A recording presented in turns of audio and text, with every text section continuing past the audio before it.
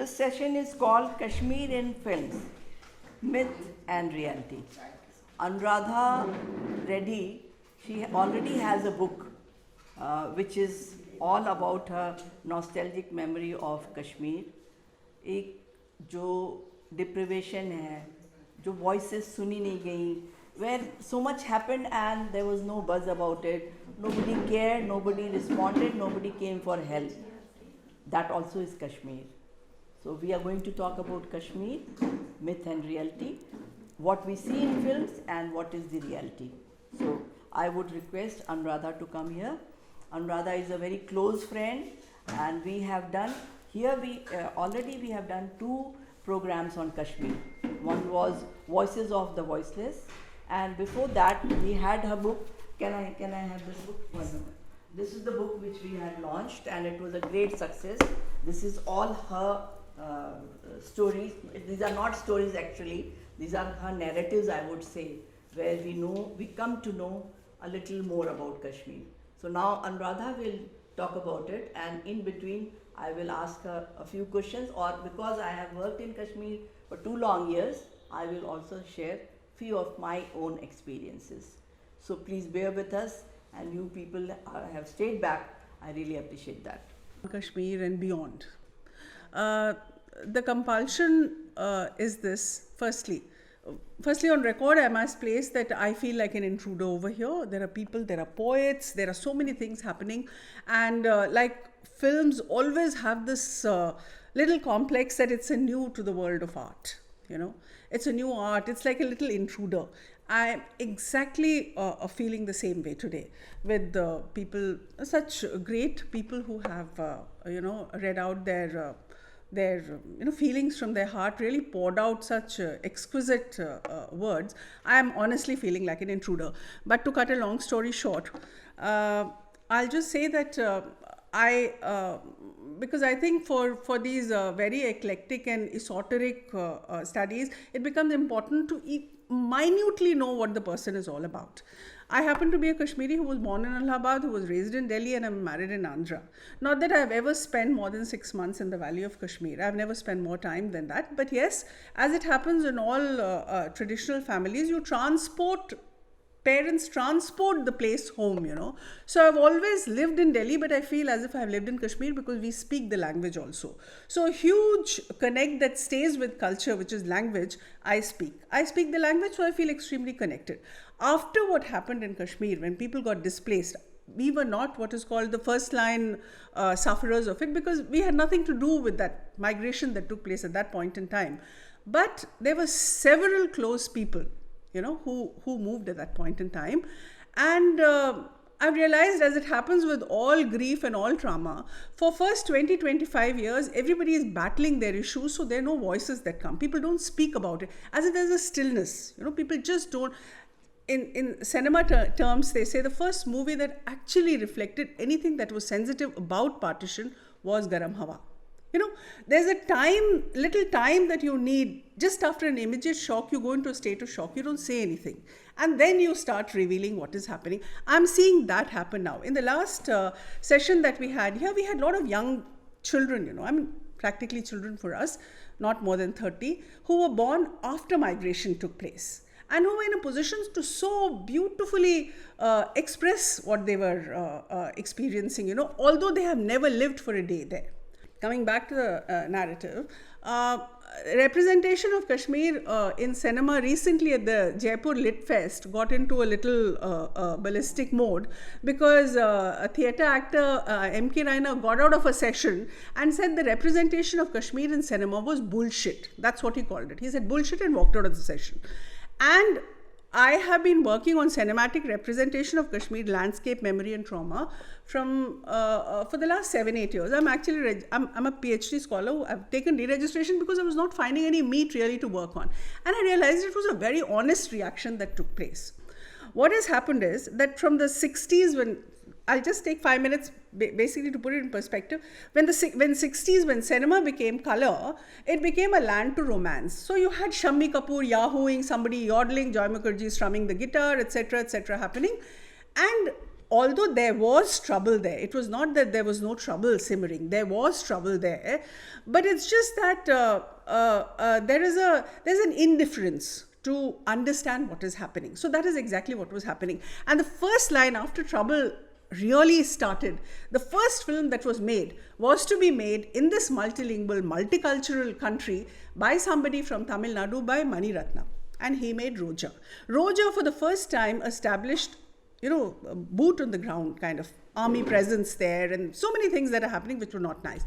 And then we have a battery of films that come, which in a very melodramatic manner, nothing real, absolutely unreal kind of things happening. And then we come after exactly 20 years back to 2014-15 with a film called Haider. Now, interesting thing between Roja and Haider is, it's not placed 20 years apart from each other. It is not placed 20 years apart.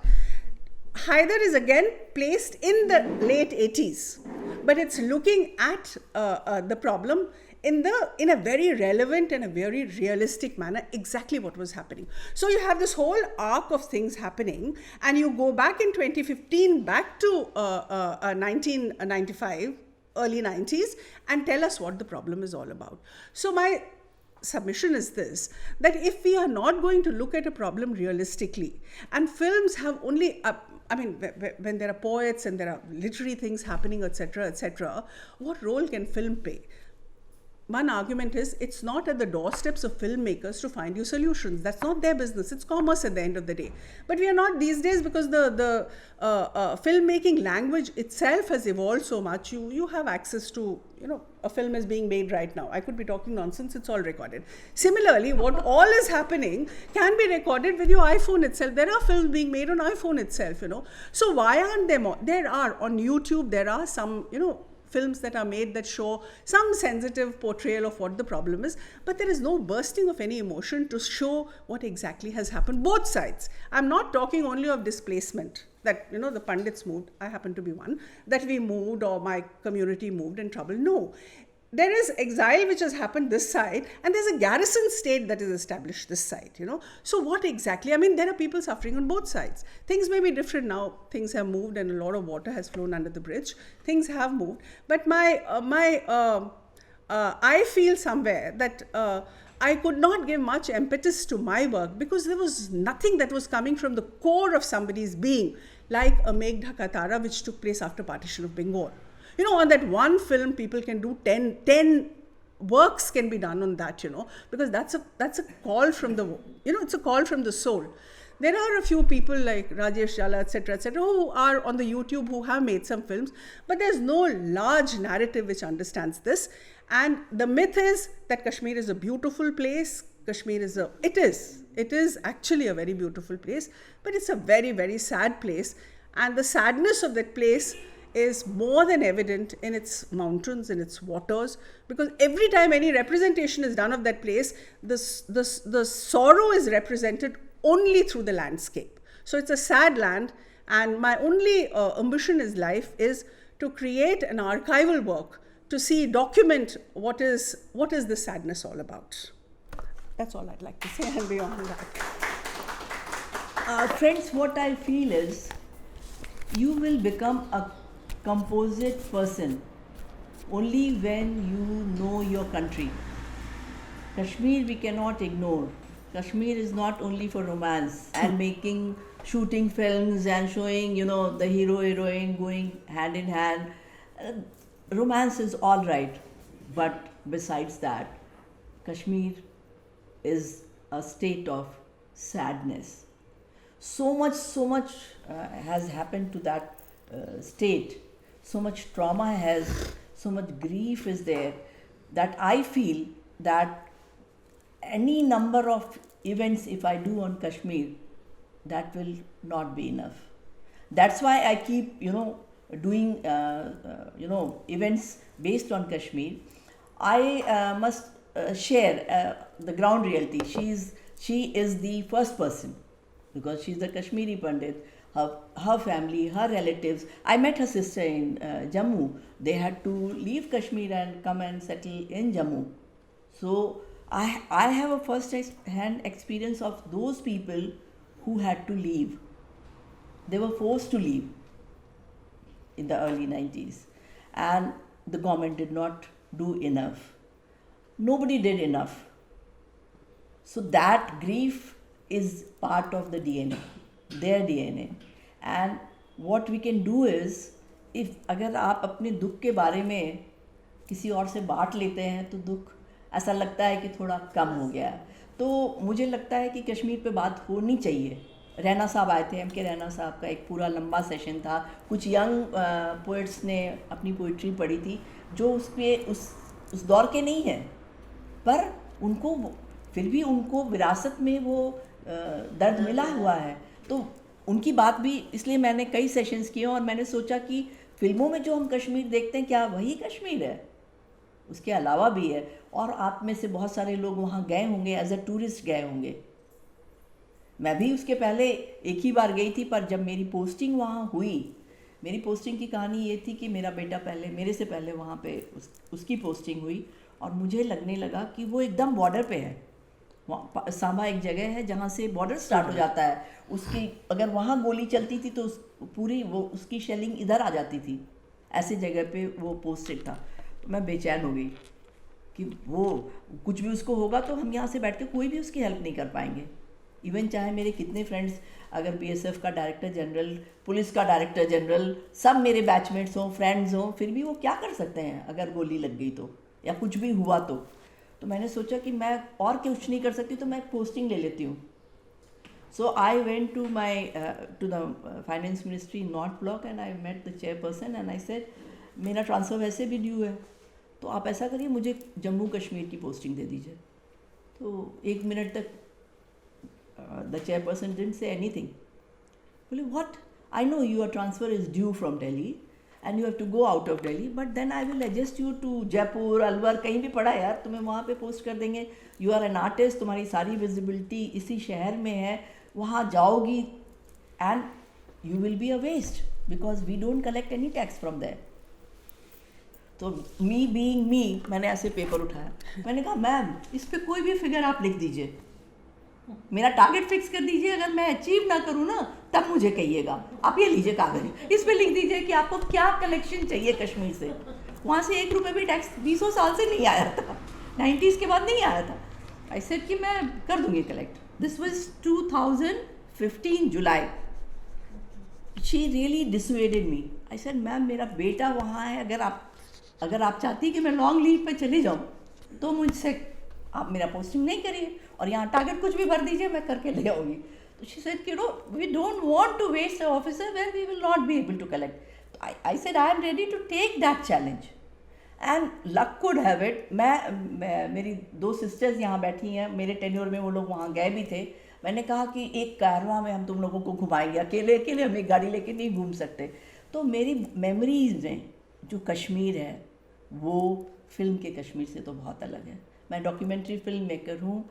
चूँकि मेरा reason Jammu Kashmir और लद्दाख था और मैं लगातार travel करती थी, मुझे अच्छा भी लगता था, तो अपनी गाड़ी में अपना यही वाला कैमरा ले लेके घूमती थी. और मैंने बहुत सारी ऐसी जगहों को शूट किया है जो टूरिस्ट जहाँ पहुँच भी नहीं सकते, जैसे कोकरनाग, बुरहान वानी का जो एनकाउंटर वहाँ हुआ था.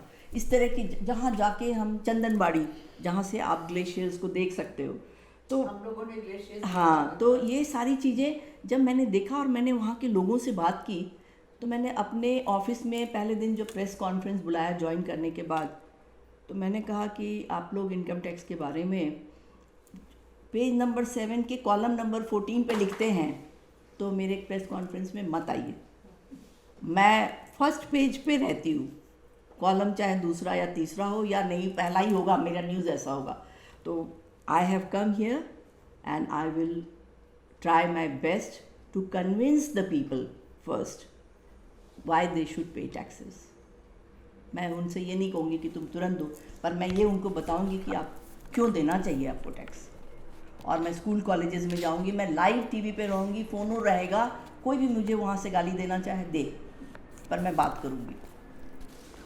मेरे सारे ऑफिस ने, जो I was heading that state, ma'am बहुत ज़्यादा वो लोग आपके साथ बदतमीज़ी करेंगे, फ़ोनो मत करिए, टीवी पे लाइव मत आइए. मैंने कहा क्या फ़र्क पड़ता है, एक दो दिन वो गाली देंगे, जब वो समझ जाएंगे कि मेरी इंटेंशन क्या है तो शायद कुछ बात बन जाए. Then I took a live show where I said, phone number लिख दिया स्क्रीन पे कि you call, I will take your question and I will reply. एक दो बार उन्होंने बहुत कॉस्टिक बातें कहीं शुरू के 2-3 क्वेश्चन में, पर मैं मुस्कुराती रही. मैंने कहा आपका हक बनता है, आप मुझसे नहीं कहेंगे तो किससे कहेंगे, आप कहिए ना जो भी कहना है. Then I said, if I collect 100 rupees from as tax from Kashmir, from this region, the central aid will be 125 rupees. That's my promise. That's my commitment. आप मुझे 100 रुपये टैक्स में देंगे तो 125 रुपये खर्च करके उसका पूरा हिसाब मैं आपको दूंगी. ये कौन से सेंट्रल प्रोग्राम्स में हमें ये पैसा हम लोग खर्च करने जा रहे हैं. तो आप जब हमें नहीं पैसे देंगे तो मैं कैसे, एक दिन आपके यहाँ फ्लड आता है, पूरी आर्मी बिछ जाती है, लेट जाती है कि आप उनकी पीठ पे पैर रखकर निकल सकें. तो इंडिया तो आपका है, आप ही इंडिया को अपना मानिए. ऐसे मैंने बहुत डायलॉग वगैरह मार के उनको, उनका दिल जीत लिया. मतलब धीरे धीरे करके उनको समझ में आ गया कि मैडम किसी से डरती नहीं है. पैदल भी मेरा बॉडीगार्ड था, AK-47 लेके 2 बॉडीगार्ड मेरे साथ चलते थे. तो मैंने कहा मैं शिकारे पे जाऊंगी और तुम दोनों मेरे साथ नहीं आ सकते. बोले मैडम कुछ हो गया तो हमारी नौकरी चली जाएगी. उन्होंने कहा कुछ होगा तब ना तुम लोग. मैं एक शिकार पे बैठ के शिकारे वाले से कहा चलो इन लोगों को मत ले जाना. वो बोला आपको कुछ नहीं होगा मैम, जब आप डरती ही नहीं है तो आपका क्या कोई बिगाड़ लेगा, हम चलिए. वो दोनों पीछे पीछे जैसे फिल्मों में दिखाते हैं ना, शिकारे से मेरा पीछा कर रहे हैं कि मैडम को कुछ ना हो जाए. ये सारी बातें इसलिए बता रही हूँ कि कितने खौफनाक स्थिति में मैं वहाँ गई थी. जब वहाँ पे शेलिंग होती थी तो हमारा घर ऐसे वाइब्रेट करता था, जिस घर में हम रहते थे जम्मू में. शाम वहाँ से 20-22 किलोमीटर में आरसपुरा था. बट धीरे धीरे जब लोगों को ये समझ में आया कि ये औरत हमारे लिए है, ये हमारे लिए काम कर रही है. हमने कहा तुम टैक्स नहीं दोगे तो मेरा टारगेट नहीं मीट होगा, हम डांट ही तो खाएंगे, इससे ज़्यादा तो कुछ नहीं होगा ना. वो लोग मेरे को शूली पे थोड़े चढ़ा देंगे, मत दो टैक्स, पर अगर दोगे तो ऐसा होगा. ऐसे करके मैं स्कूल्स में गई, मैं कॉलेजेस में गई, मैं श्रीनगर यूनिवर्सिटी में गई. उस एरिया में कोई जाता नहीं है नगीन लेक के पास. मैं वहाँ की जामा मस्जिद के पास गई. मैंने इतनी फिल्म, 4 फिल्में कश्मीर पे और 5 फिल्में लद्दाख पे बनाई है, डॉक्यूमेंट्री, सब यूट्यूब के चैनल पे. मैं सिर्फ ये कहना चाहती हूँ कि अगर आपको आइस ब्रेक करना है तो आपको सबसे पहले मरने से डरना छोड़ना पड़ेगा. जिस दिन मरने से आदमी डरना छोड़ देगा वो कुछ भी कर सकता है. Nothing is impossible. आज भी किसी भी त्यौहार पे, चाहे वो ईद हो या दशहरा हो, दिवाली हो, होली हो, जितने मैसेजेस मेरे श्रीनगर से आते हैं उतने कहीं से नहीं आते. पूरे इंडिया से मेरे पास मैसेज आते हैं, मगर जितना उन लोगों ने मुझे भेजा है मैसेजेस, और भेजते हैं लगातार, उनका कुछ भी अच्छा होता है तो मुझे लिखते हैं.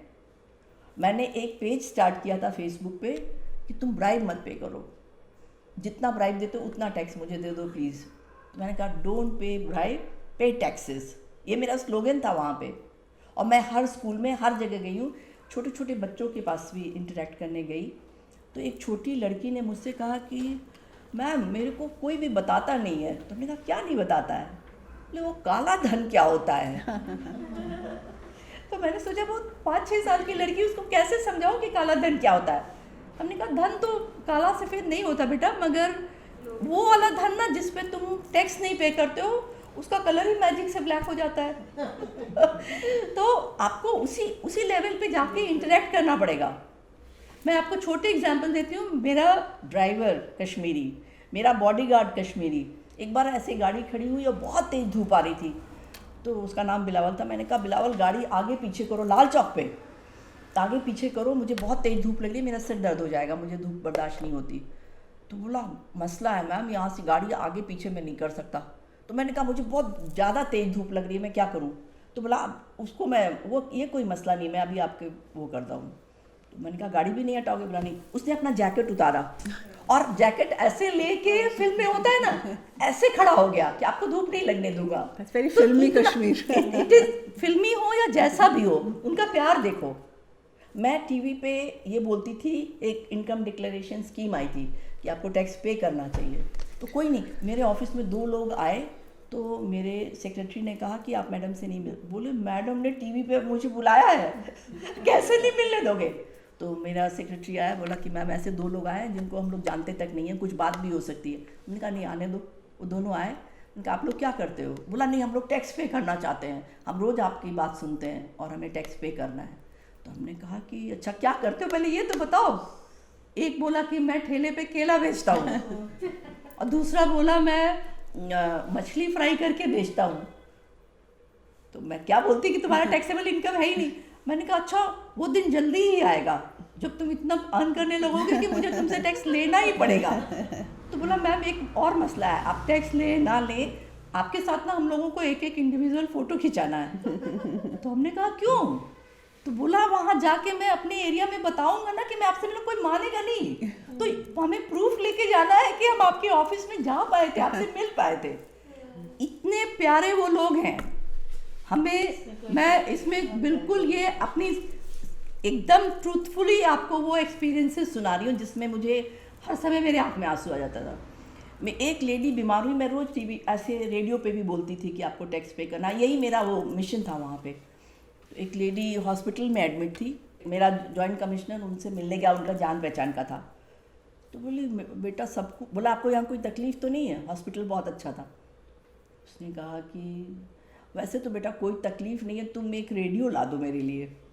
तो बोला टीवी तो लगा है माता जी, आप टीवी देखिए ना, why don't you watch TV?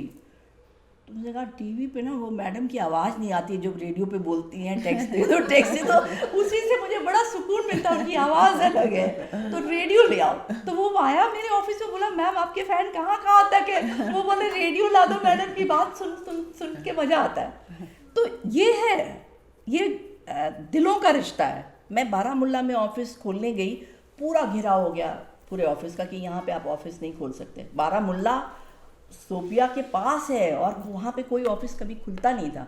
मैंने अपने एक ऑफिसर को भेजा, मैंने कहा तुम खोलो नहीं तो मैं तुम्हें सस्पेंड करूँगी। मुझे बोला गया 4 ऑफिस खोलने के लिए, तुम्हें खोलना पड़ेगा। बोला कोई नहीं आएगा। मैंने कहा तुम वहाँ पे इंडिया का फ्लैग होस्ट करोगे और फ़ोटो भेजोगे मुझे। बोला अच्छा ऑफिस तो खुलवा दीजिए। जब मैं ऑफिस खोलने गई तो पूरे लंबे लंबे खूबसूरत सलवार कुर्ता पहने हुए, जैसे नहीं पहनते हैं पठान सूट, वैसे पहने हुए, आँखों में काजल, उनकी आँखें इतनी सुंदर है, आए और लड़ने लगे मुझसे। तो मैंने कहा बाहर क्यों खड़े हो, आप अंदर आओ ना, बैठ के बातचीत करते हैं।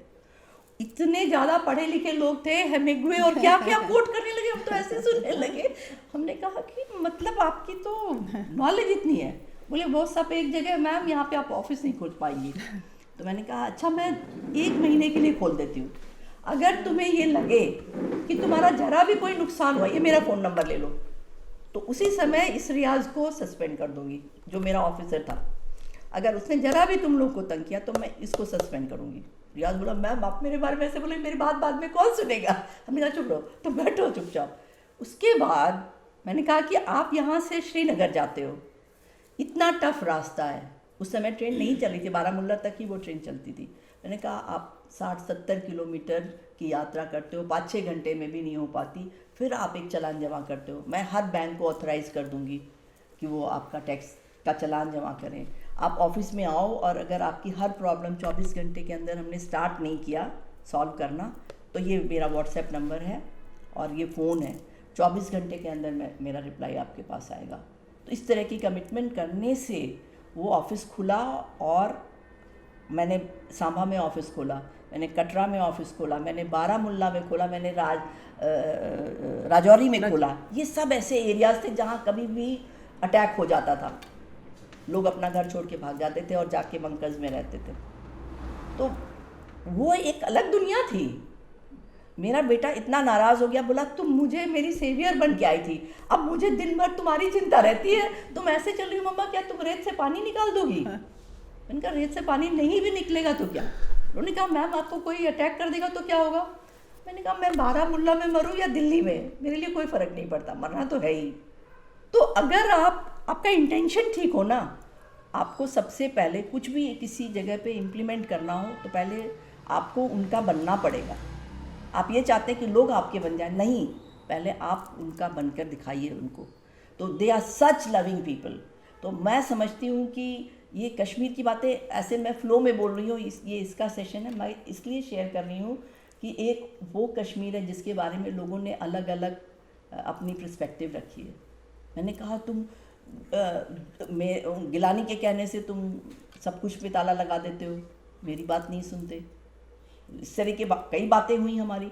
तो मुझे लगता है कि बहुत सारी प्रॉब्लम्स का सॉल्यूशन बातचीत, a good dialogue, a good conversation which is honest and full of commitment. You commit first and then see whether people reciprocate or not. I am completely, in love with that state. इतना हुनर है उनमें, इतना हुनर है कि मैं बता नहीं सकती। उनके गाने सुनो। मैंने अपनी 3 किताबें लिखी हैं, एक जम्मू के ऊपर, एक कश्मीर के ऊपर और एक लद्दाख के ऊपर। तीनों फोटोग्राफी की बुक्स हैं, पोइट्री भी उसमें बीच बीच में डाला हुआ है। मेरी जो जम्मू की किताब है वो सूर्यपुत्री तवी को डेडिकेटेड है। जो श्रीनगर, जो कश्मीर के ऊपर किताब है वो लाल देव पोएट को डेडिकेट किया है मैंने। लद्दाख की जो किताब है वो दलाई लामा साहब को डेडिकेट किया है। तो अगर आप काम करते हो, दिल से करते हो और लोगों से घुलते मिलते हो, तो वही आपका सबसे बड़ा एसेट है। आपकी लेगेसी ये नहीं है कि आपने क्या क्या अचीव किया, कितनी किताबें लिखी, कितनी फिल्में बनाई हैं, या कितने बड़े ओहदे से आप रिटायर हुए हो या काम किया है। कोई भी ये लेगेसी नहीं है। लेगेसी ये है कि आप एक साथ कितने दिलों में धड़कते हो, बस।